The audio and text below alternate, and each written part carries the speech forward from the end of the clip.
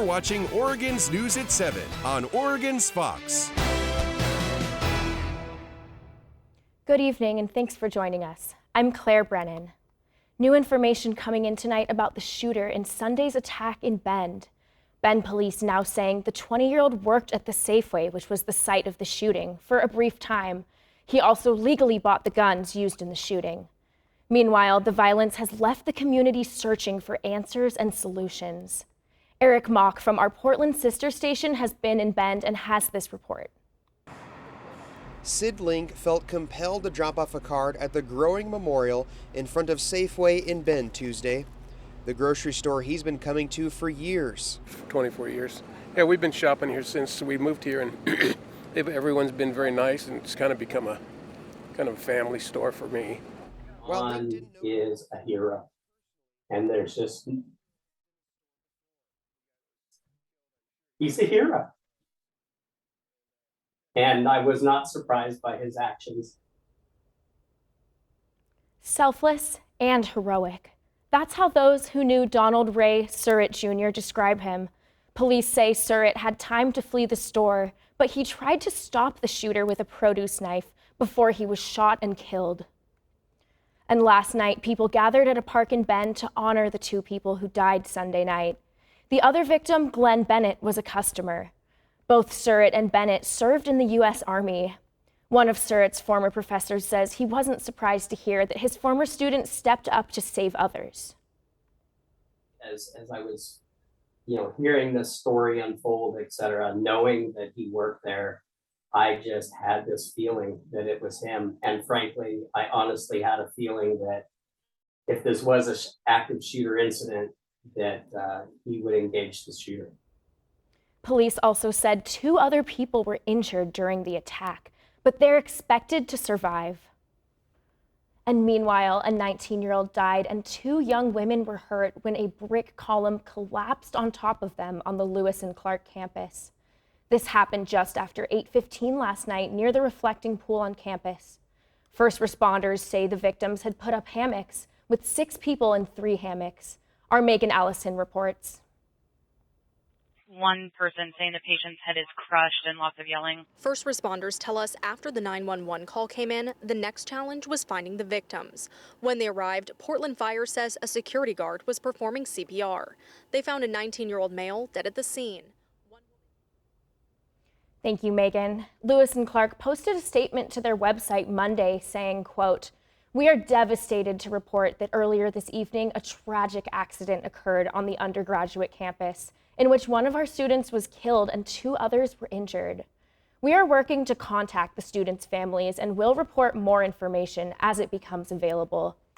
We are deeply saddened by the shocking loss of a member of our community." Now turning to our wildfire coverage tonight, the Rum Creek Fire in Josephine County has been burning for almost 2 weeks now. It's up to nearly 12,000 acres with just 1% containment. Firefighters spent the day continuing to build containment lines with bulldozers and hand crews in the areas south of Grave Creek, west of Stratton Creek, and north of the Rogue River. The Rogue River has been closed to boating for stretches as a result. The area is extremely smoky, but the heavy smoke in recent days has actually slowed fire activity by cooling temperatures and increasing humidity. Additional resources have been deployed to fight the fire by Oregon and California.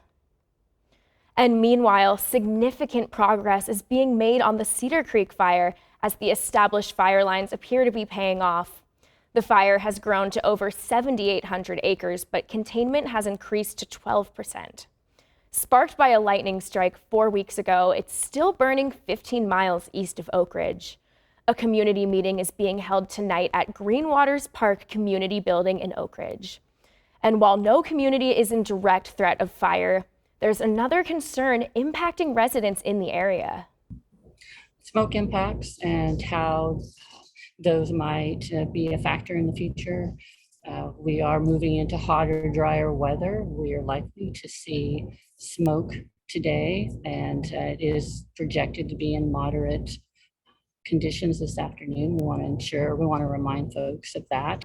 The meeting is being held to provide updates on current operations, and fire managers will be there to answer any questions. For those unable to attend the meeting in person, a live stream is available on the Cedar Creek Fire Facebook page. And covering the coast tonight, it's about to be a new school year in Coos Bay with a new superintendent bringing new changes. Karis McGahey tells us in response to mental health issues facing students after the pandemic, the district has added a new therapist at the junior high school. The district is also opening several new or remodeled schools in the coming weeks. On September 20th, we're going to be inviting the community into Eastside Elementary School, beautiful new school, from 5:30 to 6:30. And then later on in the fall, we'll be inviting the community to do open houses at the new Marshfield Junior High and also Madison Elementary.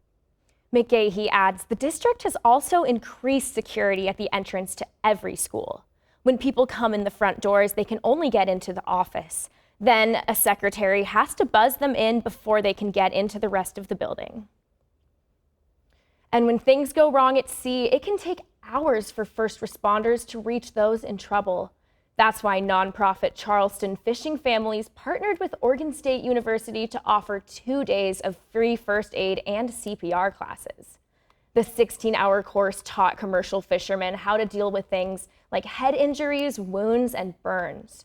The goal is to build muscle memory so fishermen can react during an emergency. They're specifically dealing with types of injuries that you're several hours or several days from the ocean, several hours or several days from getting help from Coast Guard, CPR, or anything like that, and how to deal with those things to, make the best outcome. The two groups are planning to hold another first aid training in November, ahead of the start of the crabbing season. And covering the nation, the CDC says it is in touch with leaders in Harris County, Texas, after health officials there reported the death of a patient with monkeypox. The agency emphasizes that deaths due to monkeypox are rare. The incident manager for monkeypox response says leaders are still working to answer some questions regarding that death. It's our understanding this patient also had underlying health conditions and had a number of things going on, and I think that additional investigation is needed to know what role monkeypox may or may not have played in their death. So we'll be reporting that out as soon as we have more information. The CDC says it's important to note there are mitigation measures in place to prevent monkeypox. The agency encourages people to get vaccinated if they're able and to see a doctor for testing if symptomatic. And President Biden's $37 billion Safer America plan addresses crime and boosting law enforcement resources. He wants Congress to spend $13 billion to help hire and train 100,000 police officers in the next 5 years, and then another $3 billion to clear out court backlogs regarding murders and guns. He wants to devote $15 billion in grants to support city and state programs to prevent violence in the first place, and find ways for public health agencies to respond to nonviolent situations instead of police. And still to come on Oregon's News at 7, major flooding in Pakistan has caused $10 billion in damage so far. Why officials say this is an international problem, coming up.